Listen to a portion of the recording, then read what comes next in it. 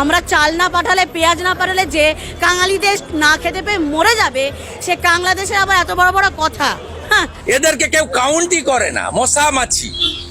হেঁটে গেলে মারিয়ে নিয়ে চলে যাব আমরা। পর্যটক আসছে না, পুরো বন্ধ হয়ে গেছে। এই জায়গাটা বেশি বাংলাদেশের জন্য চলে, যদি বাংলাদেশ আসছে না মানে সবকিছু ধীরে ধীরে বন্ধ হয়ে যাচ্ছে। ভারত সবসময় বাংলাদেশিদেরকে নিজেদের ব্যবসার মেশিন মনে করত। তাদের ধারণা ছিল বাংলাদেশ তাদের ছাড়া চলতেই পারবে না।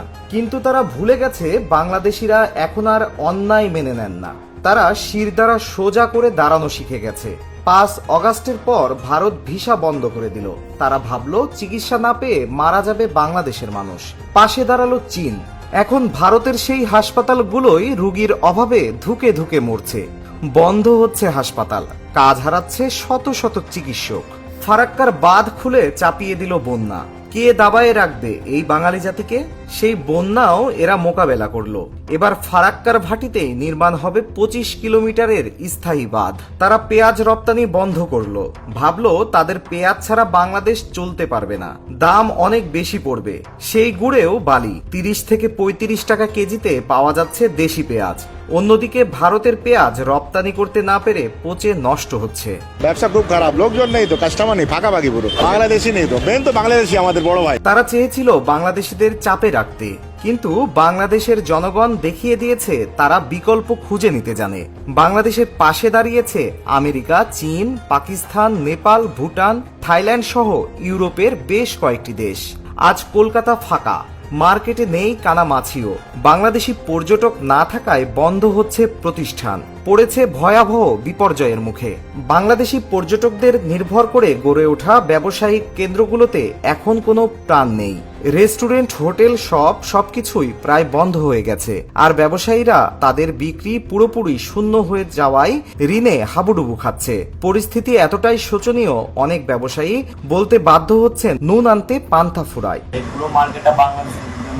কত হোটেল তো শুনলাম বন্ধ হয়ে গেছে। অনেক হোটেলে থাকবে কে? বাংলাদেশি নেই। এখন ভারত শুধু আফসোস করছে। ভারত সবসময় বাংলাদেশিদের উপর অবিচার করেছে। সেখানে চীন বন্ধু হয়ে পাশে দাঁড়িয়েছে।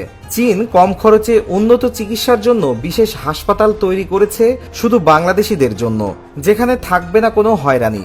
ভারতের যা করার সাহস হয়নি, চীন তা করে দেখাচ্ছে। চীন প্রমাণ করেছে বাংলাদেশের প্রকৃত বন্ধু তারা। আজ কলকাতার রাস্তায় শুনশান নীরবতা। বাংলাদেশি রোগীদের জন্য হাসপাতালগুলো বন্ধের পথে। বন্ধ হচ্ছে একের পর এক হোটেল, রেস্টুরেন্ট, ঝুলছে তালা। যে শহর একসময় বাংলাদেশিদের টাকা চুষে খেত, সে শহর এখন দেউলিয়া। ব্যবসায়ীরা পথে বসেছে। ভারত ভেবেছিল বাংলাদেশ তাদের ছাড়া চলতে পারবে না, কিন্তু তারা বুঝতে পারেনি বাংলাদেশ অন্যায়ের জবাব দিতে জানে। বাংলাদেশকে অবমাননা করে ভারত আজ নিজের কবর নিজেই খুঁড়েছে। তারা বুঝতে পারছে না চীন বাংলাদেশের জন্য এক নতুন দ্বার খুলে দিয়েছে। চিকিৎসা থেকে শুরু করে ব্যবসা, সব ক্ষেত্রেই বাংলাদেশ এখন ভারতের বিকল্প খুঁজে নিচ্ছে। ভারত আর বাংলাদেশকে ব্যবহার করতে পারবে না। চীন বাংলাদেশে বিনিয়োগ করছে, হাসপাতাল তৈরি করছে, রেলওয়ে, কৃষি, জ্বালানি সব ক্ষেত্রেই বিনিয়োগ করছে। আজ বাংলাদেশ দেখিয়ে দিচ্ছে তারা কারো ওপর নির্ভরশীল নয়। কেউ তাদের কুক্ষিগত করে রাখতে পারবে না। চীনের সঙ্গে বাংলাদেশের এই সম্পর্ক কি ভারতের একচেটিয়া প্রভাবের অবসান ঘটাবে? আপনার মতামতটি কমেন্টে জানান।